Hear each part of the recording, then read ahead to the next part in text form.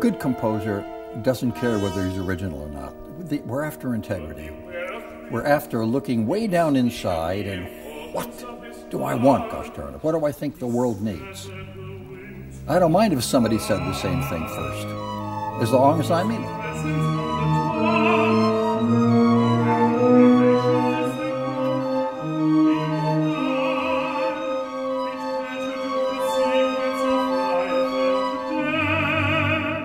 And I love Paul, don't get me wrong, but he had a different agenda, and so I take liberties with that story. I will pay for them.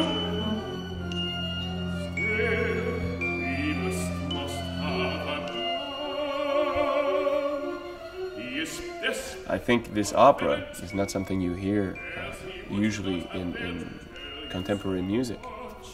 Eventually it becomes even quite enthralling. My character's name is Roderick Usher. He's the owner of the house, and he and his sister live in that manor or that mansion that's been passed on from generations through generations. So he's the well-mannered, great host guy, and he also is the guy who has a choice to make. Is it going to be the end of the line of Usher? This is Bede, the heterodox monastery at Usher, avoided by the country folk, and Thomson, the great keep, minster and library by Usher town.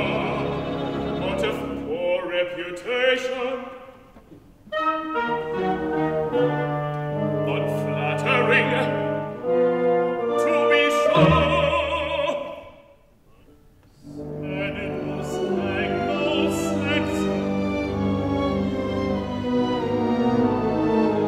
even partly Celtic.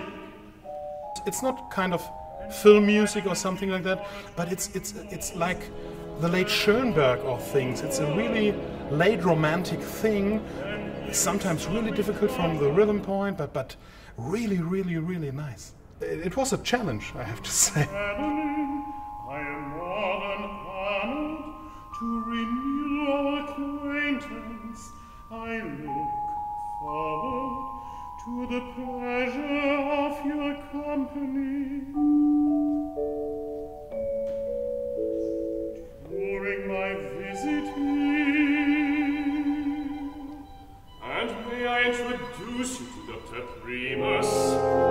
Dr. Primus, my old friend Edgar of Richmond. It is my pleasure, sir, and the mine, Mr. Paul. Your fame in the old studies has reached us all. It's always hard to create something new, no matter who you are. And I applaud Mr. Getty for having the integrity to just do what he believes in and creating it. It's in the line of Barber and Britain and that style, I believe. So I think very approachable for the ear. If you, the master of the house, may not long outlive the mistress. If the line of the Ushers were no more, its libraries and scholars might be scattered, its traditions unharmed. Getty has the courage to write, I wouldn't say really old-fashioned, it's just he uses the traditional tools of musical composition to great advantage and with great force. He in no way imitates Debussy or anybody else.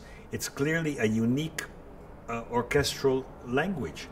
And in the end, everyone was very, very overwhelmed and impressed with the dramatic impact of this piece.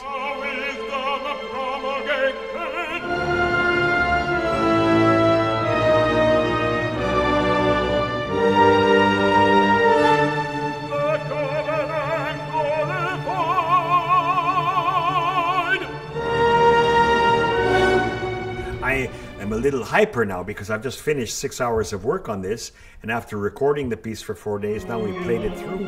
So of course, I must say, my height of enthusiasm. And of course, that gets one extremely excited and gets the adrenaline going. And this is a piece that never lets up. So it's one great movement.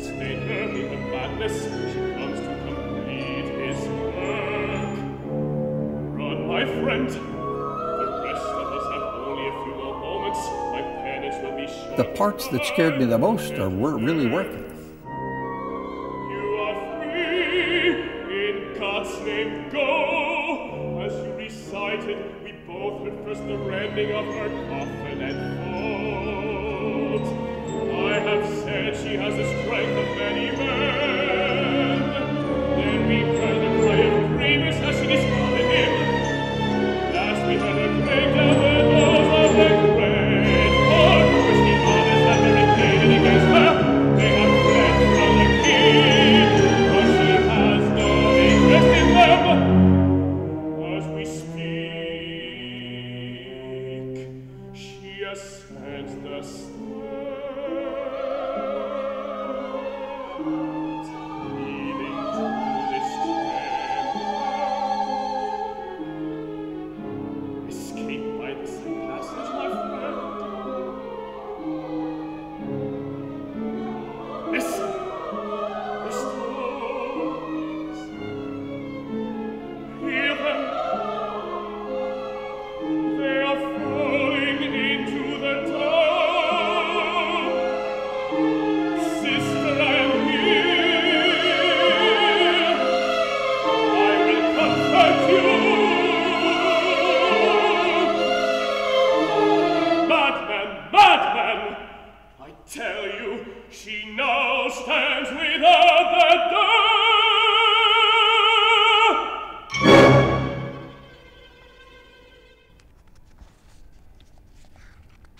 I think that's all. Let me just see if there's any other ushers to usher in.